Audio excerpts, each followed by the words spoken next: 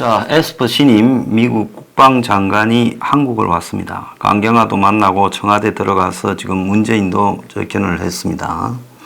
그래서 이번에 온 목적 중에 가장 이렇게 중요한 것이 주한미군 방위비 분담금이라 이렇게 봤는데요. 트럼프가 한국이 아주 많이 내야 될 거다. 그래서 50억 불이라는 이야기가 나왔고, 볼턴이 지금 한국에 왔을 때 48억 불을 말했다. 지금 이런 이야기까지도 나오고 있습니다. 에스퍼 오기 전에 미국의 유세 등에서 아주 이런 이야기를 자주 했고, 한국이 북한으로부터 자신을 지키기 위해 미국에 현저히 더 많은 돈을 내기로 했다. 지난 수십 년간 미국은 한국으로부터 매우 적은 돈을 받았다. 그래서 이제 이걸 늘리기 위한 대화가 시작이 되었고, 한국은 부유한 나라다. 그리고 미국이 제공하는 군사 방어에 기여해야 된다는 의무를 느끼고 있다. 이렇게 말을 했습니다. 자, 미국의 국방장관이 한국에 돈 받으러 온 모양새가 되어버렸고요. 그래서 미국의 국방장관이 이번에 이 호르무즈 파견이나 방위비 문제를 어떻게 말할 건지가 지금 모든 언론의 촉각을 지금 곤두세우는 과제가 되고 있습니다. 자, 그런데요, 지금 아침에 보면 재밌는 이야기들이 몇 개 나왔는데, 조선일보에 미군 32,000명이 있다. 실제로는 28,500명이 있는데, 그리고 82년간 한국을 도왔다 이랬는데, 미군이 한반도 들어온 지가 최대로 계산해도 74년이라는 겁니다. 1945년에 들어왔으니까요. 또 한국이 더 많은 분담금을 내기로 했다고 그런 말을 안 했는데 사실과 다른 말을 했다.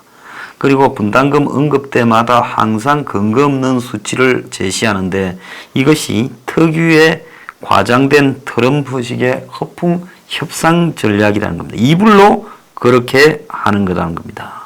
협상 전에 상대방이 동의했다고 미리 공개적으로 말하고 상대를 압박하라고 거래의 기술을 자기가 쓴 책에 있다는 겁니다.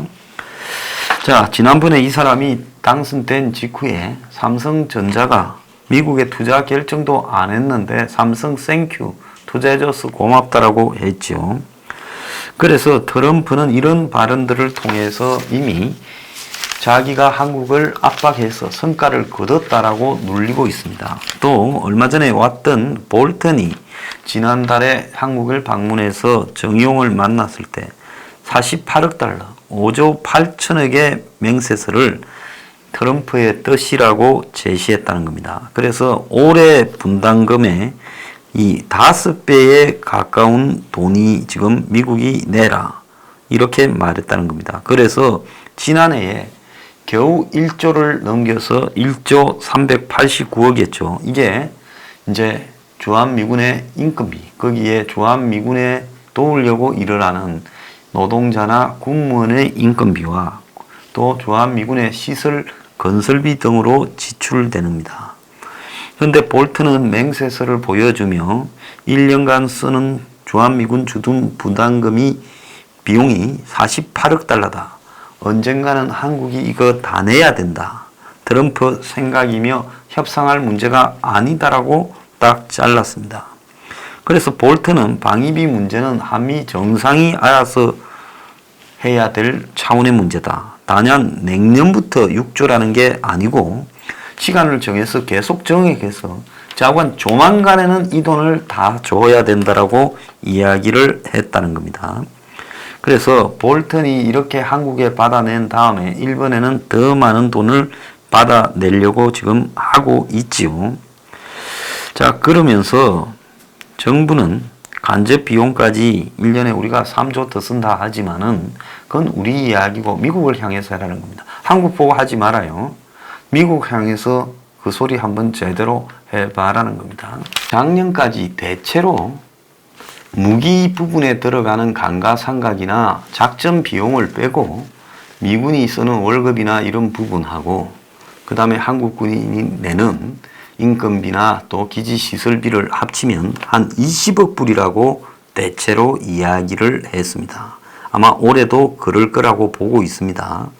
그런데 트럼프가 지금 올 3월에 미국 이 블룸버그 통신에 이야기를 한 백악관 지시로 모든 미군의 주둔국에는 전체 미군 주둔비 외에 이 비용의 50%를 일종의 프리미엄 할증금으로 부담하도록 요구하는 방안을 마련 중이다. 그러면서 트럼프가 50억 달러 6조를 곧 제시할 거다라는 이야기가 나왔지요. 자, 그래서 지금 미국이 진짜로 받아내려고 하는 목표치는 얼마이냐? 이런 부분을 좀 계산을 해보면요. 제가 볼 때 지금 주한미군에 지금 이 한국에 주둔하는데 아까 50억 불이나 48억 불에는 무기의 감가상각비 그리고 이 각종 전략 자산의 이동 비용 이런 것들이 다 포함된 이야기입니다. 그것 빼고 딱 주한미군한테만 얼마 들어가느냐고 월급이나 인건비, 시설비 이런 걸 합치면 20억 불. 그러면 20억 불에 50% 할증금, 프리미엄 이게 얼마냐? 딱 3억 불이라는 이야기입니다. 그래서 제가 트럼프가 이 말을 했을 때 미군이 용병이냐? 자, 비용의 50%는 우리가 별도로 받아가겠다. 이런 식으로 운영을 할 수 있냐라는 이야기를 했습니다. 그래서 미국이 1차적으로 거품으로 올린 것 빼고 그거는 나중에 추후적으로 요구할 거고 지금 미국이 받아낼 목표는 지금 30억 불, 즉 3조 한 6천억 정도를 내놔라. 그러면 현재 한국이 1조 300억이니까 내놔야 될 돈이 얼마쯤 됩니까? 참 답이 잘 안 나오는데요. 3배하고도 뭐 한 3.4배 이상 더 내놔라. 3.45배 내놔라. 이런 이야기로 지금 비춰집니다. 자, 이걸 지금 한국이 낼 수 있겠느냐? 제가 봤을 때 한국 정부가 낼 수 있는 이 자기들의 맥시멈은 한 1조 5천억 정도로 설정해 놓을 거라고 봅니다. 그럼 무는 5년치로 해서 작년에 한꺼번에 올려주고 말지 매년 올리는 수순을 5년치 올리는 걸 하고 말지 뭐 하려고 매년 돈 싸움을 하려고 이런 걸 했느냐. 이게 문이 전시작전권을 이양 받아버리고 그러면 미군이 좀 떠날 거다. 그 사이 종전선언도 되고 평화협정도 되고 유엔사 해체되면 문은 지금 유엔사 해체되는 부분을 원하잖아요. 그래서 미국이 유엔사를 강화하면서 병력 보내달라니 안 보내주고 또 유엔사를 평택에 미군 기지로 넣는다니 불쾌해하고 노골적으로 유엔사 해체를 원하고 있지 않습니까? 그러니까 문은 1년씩 계산하면 앞으로 5년이 아니라 한 2, 3년 안에 미군이 대거 줄어들 수밖에 없고 전시작전권 우리 갖고 오면 기분 나빠서 나갈 거다. 그래서 5년 계산하면 쓸데없는 돈을 많이 줘야 되니까 5년이 아니라 매년 하면 자 귀찮아도 이제 처음에 조금은 더 주지만 나중에는 돈 안 줄 일도 있다. 이렇게 생각한 거죠. 그러니까 5년 뒤에 너네 미군이 있을 줄 아느냐라는 부분이 지금 매년 협상을 하겠다는. 그러면 미국은 5년치로 월세 계약을 하면 올리기가 어렵잖아요. 매년 월세 계약을 하면 쉽게 올릴 수 있잖아요. 그러니까 미국은 매년 할래인 거예요. 그러니까 한국이 매년 하겠다 하니 좋다 해서 해줘버린 거예요. 자, 이제 돈 문제를 매년 이 짓을 하게 돼 있습니다. 9월 달에 시작해서 12월 전에 마쳐야 된다는 거예요. 이번에 에스퍼가 한국에 와서 방위비 분담과 지소미아 부분을 주로 이야기를 하고 한간에 나오는 호르무즈 문제나 중거리 미사일 문제는 이야기를 안 할 거라 이런 말이 지금 입수되고 있습니다. 특히 INF 탈퇴에 따른 미사일 그건 말을 거의 안 할 거라는 거죠. 얼마 전에 호주에 들렀을 때 호주도 곤란하다라고 말을 했다는 거예요. 일본도 곤란하다 했어요. 그래서 말을 하게 되면 다 안 한다 하지 지금 그걸 우리 쪽에 갖다 놓겠다 말할 나라는 별로 없다는 겁니다. 그런데 지금 들리는 이야기로는 일본이 국민 앞에는 미국에 달라들듯이 안 한다. 호르무즈도 안 보낸다 하지만은 결국은 일본이 중거리 미사일도 배치하고 호르무즈도 갈 거라는 이야기도 있다는 겁니다. 일본 같은 경우에는 결국은 자신들을 지키기 위한 풀 디펜드 플랜이라는 게 있지만은 말을 하지 않고 그런 부분들을 단계별로 슬쩍 현실화시키는 방향으로 간다는 거죠. 왜?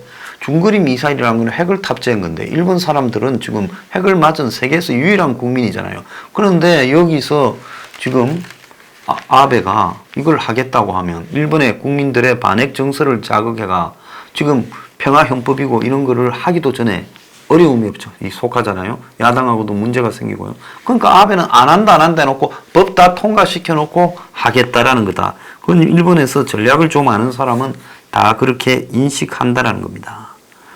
자, 그런데 결국은 일본은 하게 될 거다. 근데 미국이 한국에는 그걸 말 안 하는 이유가 사드도 공짜로 갖다 줘도 저 모양인데 이걸 지금 하라 하면 한국이 안 한다 할 건데 안 한다 할 말을 갖다가 들으려고 이까지 온 건 아니다. 근데 미국이 어차피 이걸 개발 완료해서 신형 중거리 미사일을 배치를 하려면 한 2년 걸린다. 그 사이에 중국 문제가 어떻게 될지도 모르고 또 한국의 지금 문제가 어떻게 될지도 모르고 미국 대선이 끝난 이후에 어떻게 될지도 모르니 이 문제는 배치할 시점에 가서 집중적으로 이야기하지 지금 미리 거론할 필요가 없다. 그래서 중거리 미사일 문제는 이 논의 사항에서 지금 빠져 있다. 제가 오늘 오전까지 들은 정보 수집의 내용입니다.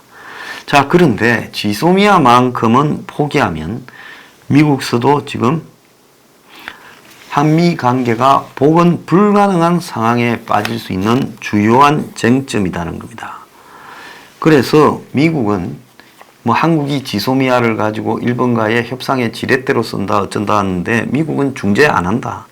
이거에 대해서는 일체 언급도 하지 말라는 지금 입장을 유지하고 있는 걸로 보입니다. 그래서 한국이 이번에 지소미아를 가지고 에스프한테 협상용 카드로 쓰다가는 먹혀들지 않을 거다는 거고요.